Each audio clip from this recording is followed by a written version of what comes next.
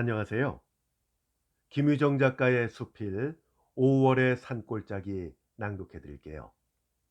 작가에 대한 자세한 소개는 본 동영상 설명란을 참고하시기 바랍니다. 그럼 지금부터 작품 만나보실까요?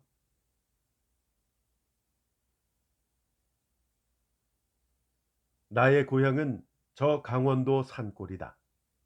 춘천읍에서 한 20리가량 산을 끼고 꼬불꼬불 돌아 들어가면 내닿는 조그마한 마을이다.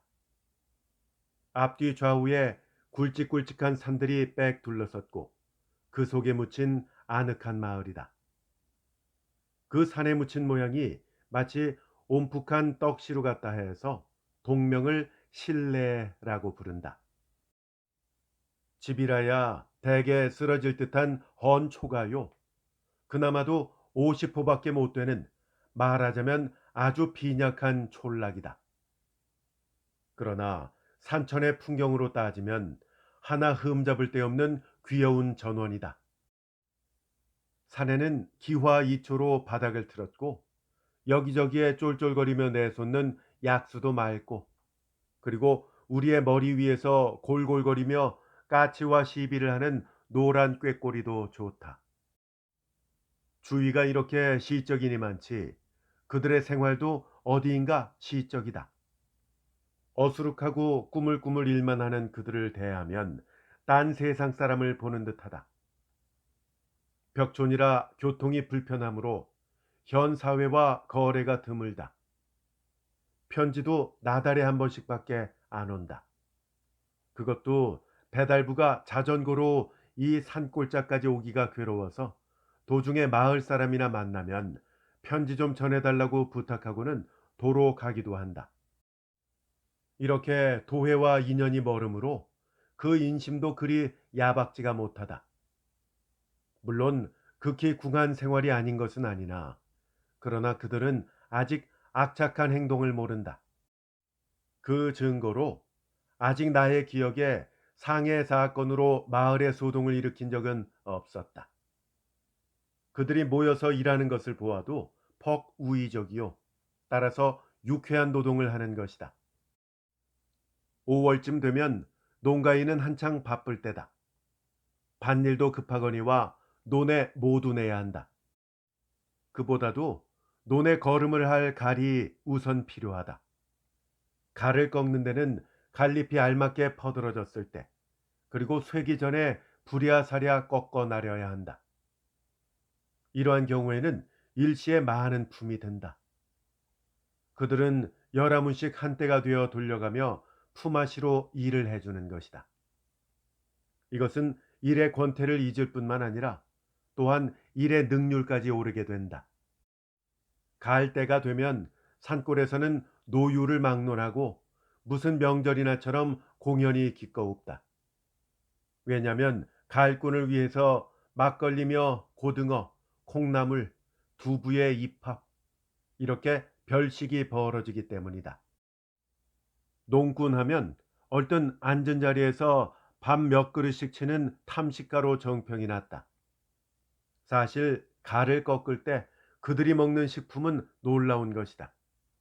그리고 그렇게 먹지 않으면 몸이 감당해 나가지 못할 만치 일도 역시 고된 일이다. 거한 산으로 헤매며 가를 꺾어서 한 짐 잔뜩 지고 오르내리자면 방울땀이 떨어지니 여느 일과 노동이 좀 다르다. 그러니만치 산골에서는 가을꾼만은 특히 잘 먹이고 잘 대접하는 법이다. 개동부터 어두울 때까지 그들은 밥을 5끼를 먹는다. 다시 말하면 조반, 점심 겨누리, 점심, 저녁 겨누리, 저녁, 이렇게 여러 번 먹는다. 게다가 참참히 먹이는 막걸리까지 친다면 하루에 무려 8번을 식사를 하는 셈이다. 그것도 감투밥으로 처올려 담은 큰 그릇에 밥 한 사발을 그들은 주는 대로 어렵지 않게 다 치고 치고 하는 것이다. 아, 잘 먹었다. 이렇게 먹어야 허리가 안 휘어. 이것이 그들이 가진 지식이다. 일에 과로하여 허리가 아픈 것을 모르고 그들은 먹은 밥이 삭어서 창자가 홀쭉하니까 허리가 휘는 줄로만 안다. 그러니까 빈 창자에 연실 밥을 메꿔서 꼿꼿이 만들어야 따라서 허리도 펴질 걸로 알고 굳이 먹는 것이다. 갈군들은 흔히 바깥들에 멍석을 펴고 쭉 둘러앉아서 술이고 밥이고 한테 즐긴다. 어쩌다 동리 사람들이 그 앞을 지나가게 되면 그들은 손짓으로 부른다. 여보게, 이리와 한잔 허게. 밥이 따스하니 한술 뜨게유. 이렇게 옆 사람을 불러서 함께 음식을 나누는 것이 그들의 예의다. 어떤 사람은 아무개 집에 가를 꺾는다 하면 일부러 찾아와서 제목을 당당히 보고 가는 이도 있다. 나도 고향에 있을 때 갈꾼에게 여러 번 얻어먹었다. 그 막걸리의 맛도 좋거니와 웅계중계 모여서 한 가족처럼 주고받는 그 기분만도 깨끗하다. 산골이 아니면 보기 어려운 귀여운 단란이다. 그리고 산골에는 잔디도 좋다. 산비탈에 포근히 깔린 잔디는 제물로 침대가 된다. 그 위에 바둑이와 함께 벌렁 자빠져서 묵상하는 재미도 좋다. 여길 보아도 저길 보아도 우뚝우뚝 섰는 모조리 푸른 산임에 잡음 하나 들리지 않는다. 이런 산 속에 누워 생각하자면 비로소 자연의 아름다움을 고요히 느끼게 된다. 머리 위로 날아드는 새들도 갖가지다. 어떤 놈은 밤나무 가지에 앉아서 한 다리를 반짝 들고는 기름한 꽁지를 회회 두르며 삐쭉삐쭉 이렇게 노래를 부른다. 그러면 이번에는 하얀 새가 뺑 하고 날아와 앉아서는 고개를 까뜩까뜩 하다가 도로 뺑 하고 달아난다. 혹은 나무 줄기를 쪼며 돌아다니는 딱따구리도 있고, 그러나 때를 지어 푸른 가지에서 유의를 하며 지저귀는 꾀꼬리도 몹시 귀엽다. 산골에는 초목의 냄새까지도 특수하다. 더욱이 새로 튼 잎이 한창 퍼들어질 임시하야 바람에 풍기는 그 향취는 일필로 형용하기 어렵다. 말하자면 개운한 그리고 졸음을 청하는 듯한 그런 나른한 향기다. 일종의 선정적 매력을 느끼게 하는 짙은 향기다. 뻐꾸기도 이 내음새에는 민감인 모양이다. 이때부터 하나둘 울기 시작한다. 한 해 만에 뻐꾸기의 울음을 처음 들을 적만치 반가운 일은 없다. 우울한 그리고 구슬픈 그 울음을 울어대면 가뜩이나 한적한 마을이 더욱 늘어지게 보인다. 다른 데서는 논이나 밭을 가를 때 노래가 없다 한다. 그러나 산골에는 소 모는 노래가 따로 있어서 논밭일에 소를 부릴 적이면 의뢰히 그 노래를 부른다. 소들도 세련이 되어 주인이 부르는 그 노래를 잘 이해하고 있다. 그래서 노래대로 좌우로 방향을 변하기도 하고 또는 보조의 속도를 느리고 줄이고 이렇게 순종한다.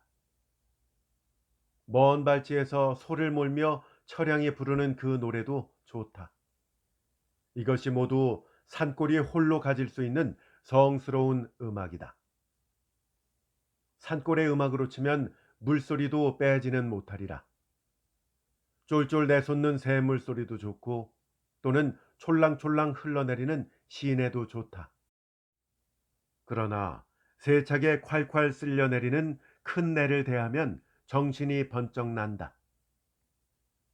논에 모를 내는 것도 이맘때다. 시골서는 모를 낼 적이면 새로운 희망이 가득하다.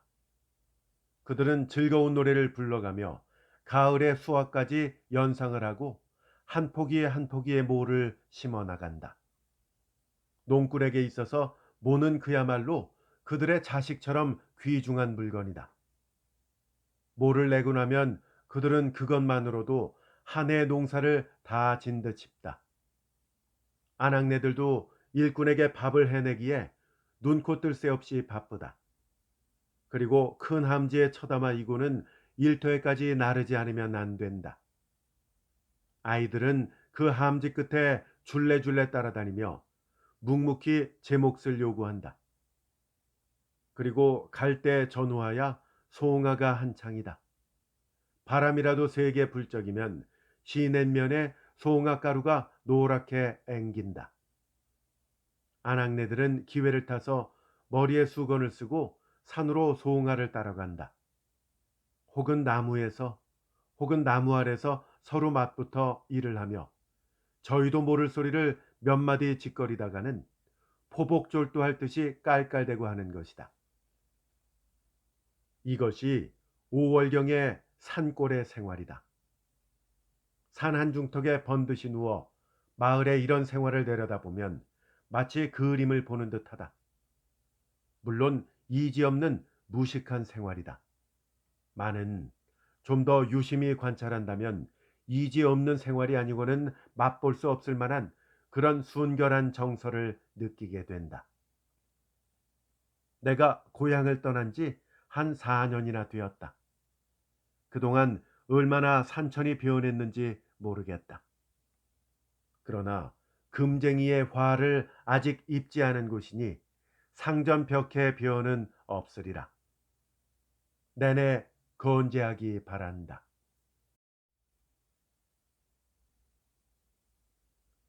김유정 작가의 수필 5월의 산골짜기였습니다. 재밌게 잘 감상하셨습니까? 자신의 고향을 아주 담담한 필치로 정답게 그려내고 있지요. 이 수필과 관련해서 노자영 작가의 고향의 여름 함께 추천드립니다. 꼭 감상해 보시기를 바랍니다. 저희 채널에 여러 작가의 작품들이 이미 많이 올라가 있는 거 알고 계시죠? 재생 목록에 들어와 보시면 각 작가별로 작품들을 모아두었으니까 한번 둘러보시고 아직도 듣지 못한 작품들이 있다면 꼭 감상해 보시기를 함께 추천드립니다. 끝까지 함께 해주셔서 대단히 감사합니다. 안녕히 계십시오.